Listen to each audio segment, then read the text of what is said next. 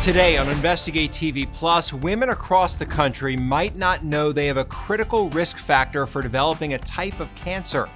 I'm Lee Zurich. And I'm Tisha Powell. We go in depth with one of the FDA's top officials about a major change in mammogram screenings that could help save lives. Do you think this will help with early detection of breast cancer? I absolutely think so.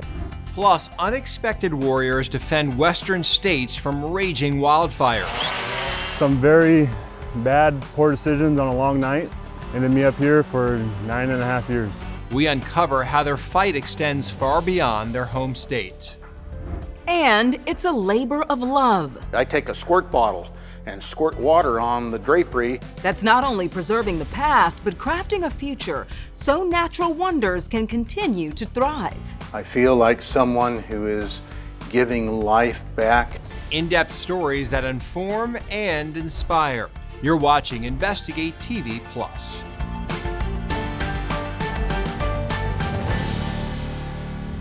So many of us know someone who's been touched by breast cancer, whether it's a close relative, a coworker, or a friend. The National Cancer Institute says about 1 in 8 women will get that diagnosis in their lifetime.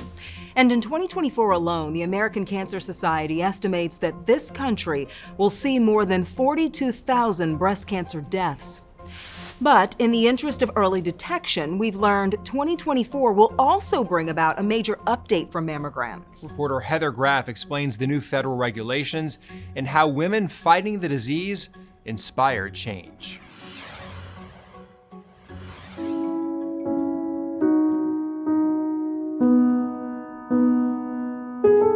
There are certain moments in life We met in July of 1993. that stay with you forever. She was quite beautiful. She was also a Fulbright scholar and had a degree in journalism, a degree in nursing, and a master's in social work. The day of Wayne and Kathy Tatusko's wedding, perhaps the highest of highs. Got married in July of 1994. And the day they learned she had late-stage breast cancer, The lump was, I think, maybe 3 centimeters. the lowest of lows.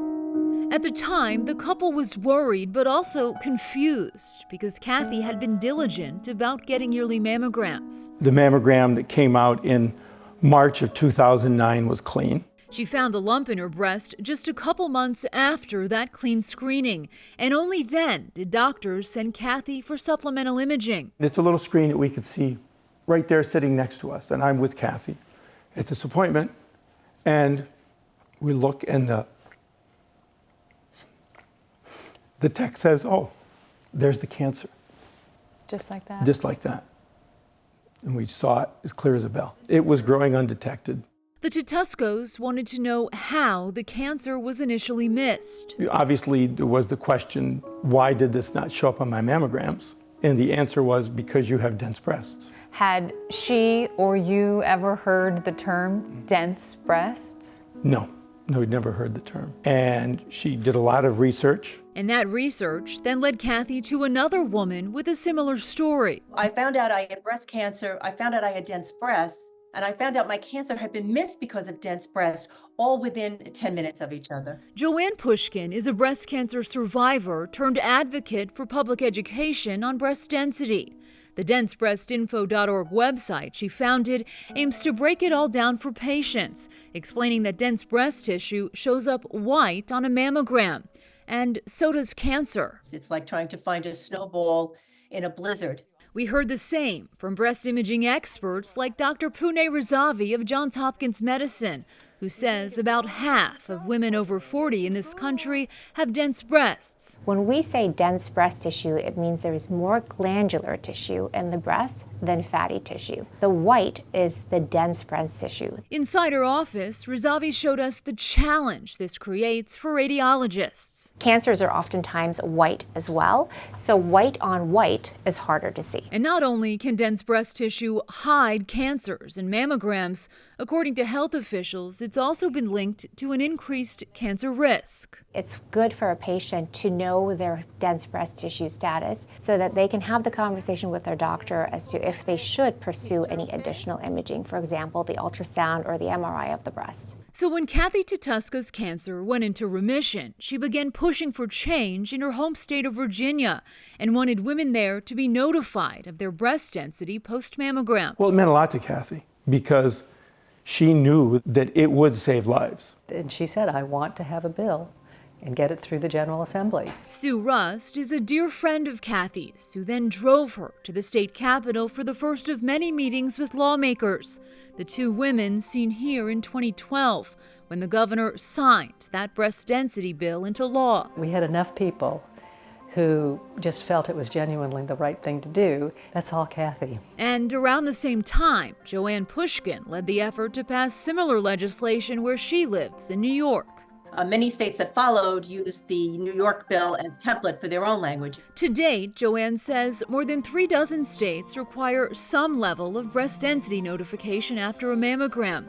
But the laws can vary depending on where you are.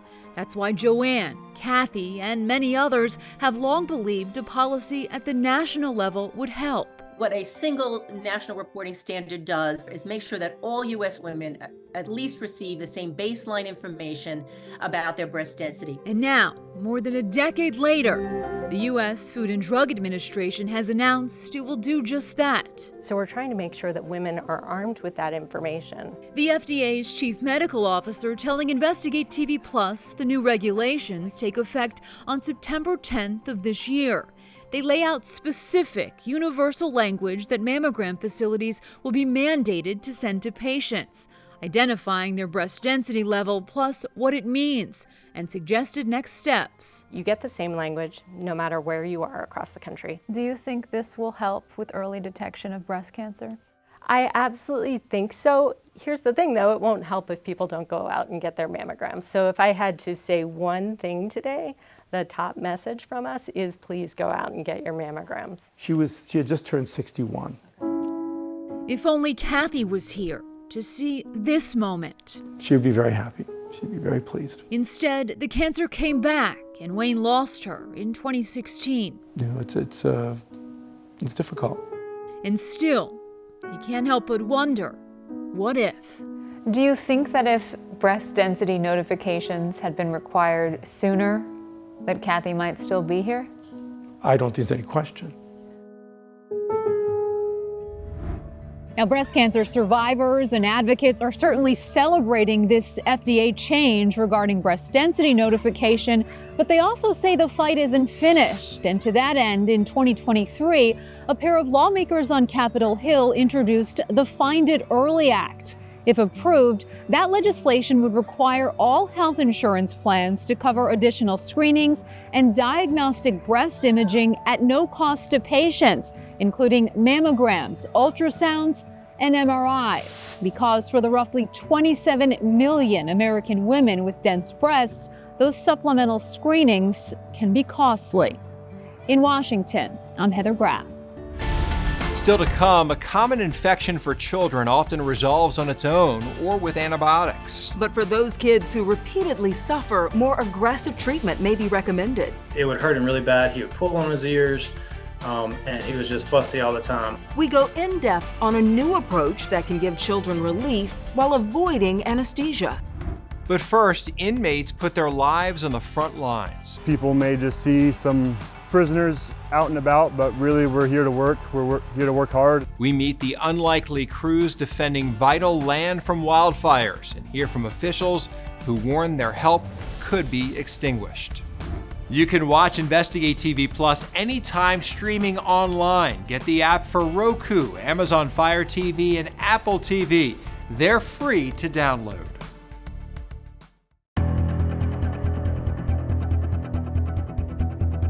Research shows wildfire seasons are longer and more destructive today than they were 30 years ago. And the Environmental Protection Agency says our property, livelihoods, and health are at risk. as more people live in areas at a higher risk of wildfires. Billions of dollars are spent to keep those fires in check, but not everyone protecting homes and lives spends their days at a fire station. Some are incarcerated. And they're becoming more crucial as fires burn longer and larger than ever before. Reporter Kristen Crowley has insight on the Correctional Camps program and the impact it makes nationwide. It's called the Evergreen State for a reason. Washington State is home to 21 million acres of forest land that is constantly threatened by fire.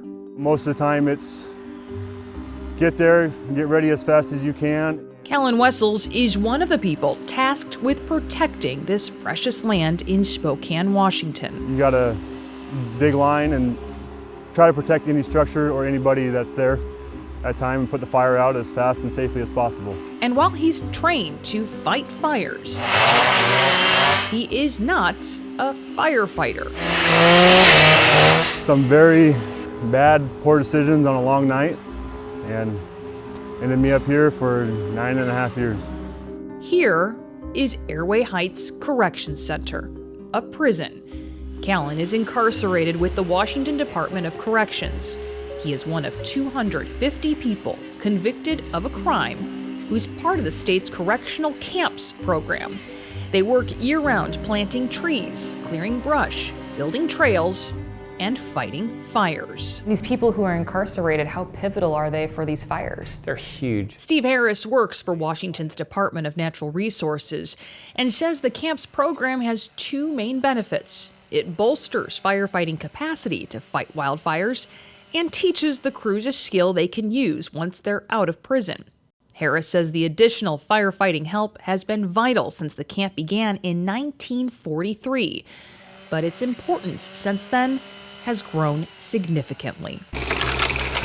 When I started in the DNR in the 80s and 90s, a large fire was 500 acres. That was huge. Now 500 acres is a small fire for a medium-sized fire. What's a big fire today? A big fire is 50,000 acres.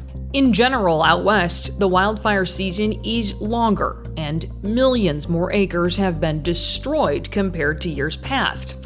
Data from the Environmental Protection Agency shows every state from Washington to Texas has seen an increase in acres burned by wildfires in the last 20 years. The states in red, including Washington, saw the largest increases in acres burned. But while the fires are growing, the camps program is not. And just recently we closed a camp, so we're down to 3 camps in the state right now. So it's shrinking. It's actually shrunk. Nationwide, the country is dealing with a firefighter shortage. In mid-2023, the wildland firefighting workforce said it had more than 11,000 firefighters. But by spring of 2024, that number fell to just over 8,600, more than 2,000 firefighters short of its goal. The agency says, we know this isn't enough capacity to meet the needs of the ongoing wildfire crisis. Steve says the incarcerated firefighters could help with that, even beyond state lines. Our crews basically can't leave the state, our incarcerated crews, but what they can do is if we have our own crews where we can send our other permanent fire staff. This fall we sent some resources back to some fires in Kentucky and North Carolina. We couldn't do that if we didn't have our own resources up to par here locally. He hopes benefits like that are recognized so the program doesn't face future cuts. Do you have concerns that it could disappear altogether? That's always a concern. I think right now it's such a vital resource, and with the fire seasons the way they are, we have a really strong case for keeping the camps program alive. For Callan, it's not just about saving property and forest land. It's about a second chance. I think this program does a lot of good. People may just see some prisoners out and about, but really we're here to work. We're here to work hard. Hard work that he hopes leads to a job in this field when his sentence is complete in about 2 years. Until then, make the best of it. Give back to the community, and hopefully save some lives or some houses along the way. In Washington state, the prison workers get paid minimum wage for firefighting, which is $16.28 an hour. Several states out west have similar programs, including Arizona, California, Colorado, and Wyoming. Up next, countless kids across the country suffer from chronic ear infections. We were really frustrated because we tried all these different antibiotics. We examine a treatment option that claims there's no downtime for your child. Hummingbird procedure takes about a minute per side, and there's no anesthesia at all. Our in-depth coverage continues. You can get connected to Investigate TV Plus on all social media platforms.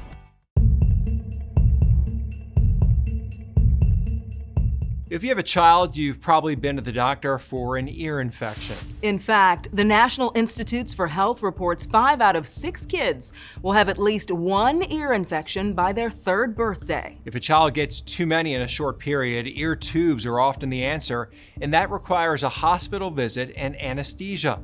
But some families say there's another option that's more comfortable for the kids. Reporter Carrie Beal explains how the procedure can be done in a doctor's office in just minutes. Well, he had one big cluster of ear infections that it may have been the same one, may have been multiple ones, but for a month or two, he just had ear infection. Stephen Flowers says his 1-year-old son Banks was constantly fussy due to his ear infections. We were really frustrated because we tried all these different antibiotics and the antibiotics upset his stomach. Newberry ear, nose, and throat doctor Wayne Harsha says kids often get ear infections because their eustachian tubes, which connect to the eardrum, are smaller than adults. And so it doesn't work very well. And they ultimately get basically a little vacuum in that space, and it will actually suck bacteria from the nose into the ear and cause an ear infection. When a child gets 3 ear infections or more in a 6-month period, ear tubes are often recommended. They put a hole in the eardrum to equalize the pressure there, and it reduces the number of ear infections that a kid will get. This usually requires a hospital visit with anesthesia, but a new medical device called the Hummingbird can be done in the office.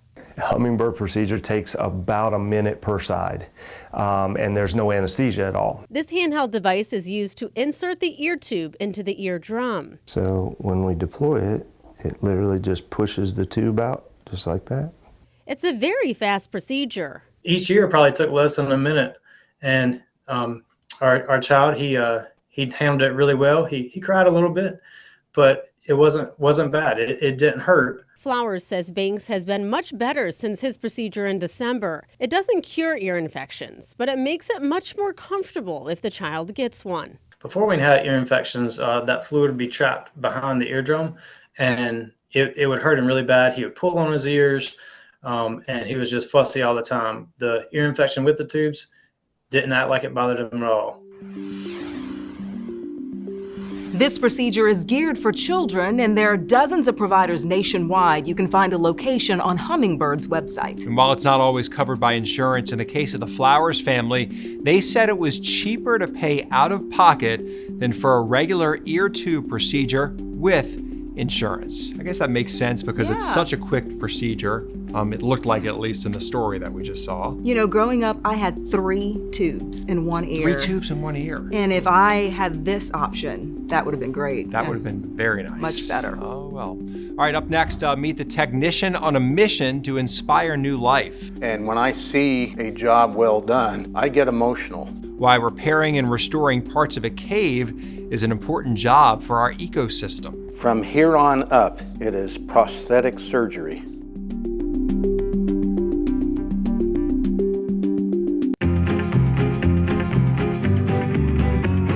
Whether near a big city or tucked in a rural area, there are unusual formations hidden in darkness. Yeah, but over the years, people have shined a light on their beauty, and now you can visit caves all over the country, including in Missouri, where there are more than 6,000.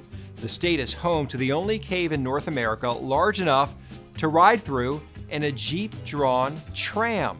Because it's easily toured, parts of the cave have been damaged by visitors. But there are ways to reconnect the dots to help it grow as intended. Reporter Joe Hickman goes in depth to explain the importance of cave restoration. If you lost a hand, and somebody gave you some prosthetic surgery, you would have a new hand. That's basically what I'm doing. Except for Jonathan Beard, the hand he's restoring is cave formations inside fantastic caverns.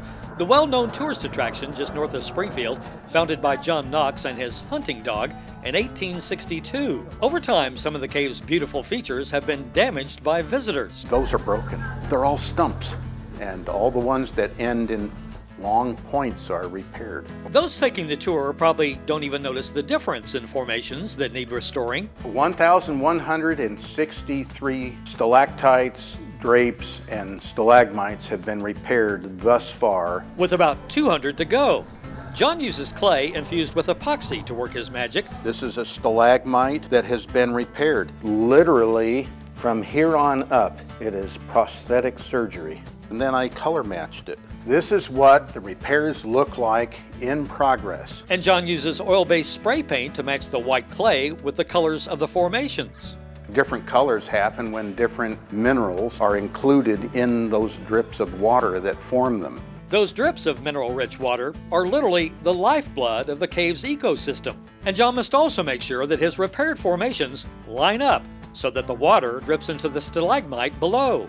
I take a squirt bottle and squirt water on the drapery and see where it's dripping while the material is still soft and pliable. And if it's not lined up perfectly, I pull it with duct tape. And when it is all aligned, each one of these is getting new calcite growth from those draperies for the first time in maybe 100 years. And the clay formation he created will also be given new life. Eventually, all of this material is going to be covered by new calcite growth. John has been doing this for over 40 years now, in a sense, providing health care for caves. I feel like someone who is giving life back, and when I see a job well done, I get emotional. And that's it for us on Investigate TV Plus. I'm Tisha Powell. And I'm Lee Zurich. Thanks for watching. On the next Investigate TV Plus, it impacts everybody. Suicide remains one of the leading causes of death in the United States. We take you inside one family's fight for prevention and how you can play a part.